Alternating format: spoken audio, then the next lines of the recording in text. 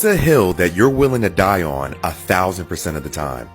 Bias is a hazard in the mountains, and understanding bias is a risk management technique in the mountains.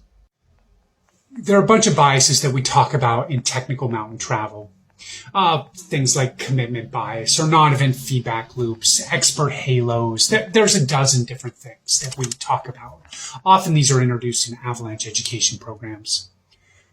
But it is my contention that cultural bias, biases that are taught to us, biases that we grow up with, biases that sometimes we don't recognize within ourselves, are just as dangerous as these other biases. It comes down to an issue of respect. If culturally you were taught to have less respect for somebody, less belief in somebody else's beliefs because of who they are, different gender, different sexual orientation, race, political orientation, whatever, that's a hazard. But simultaneously, if you've been taught culturally to have more respect for somebody because of their gender, race, sexual orientation, or whatever, that's also a hazard. The mountains don't care.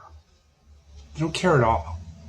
And if your team is not able to listen to one another deeply about their concerns, their fears, their intuitions, if some people are brushed off and other people are put on a pedestal, that's a hazard.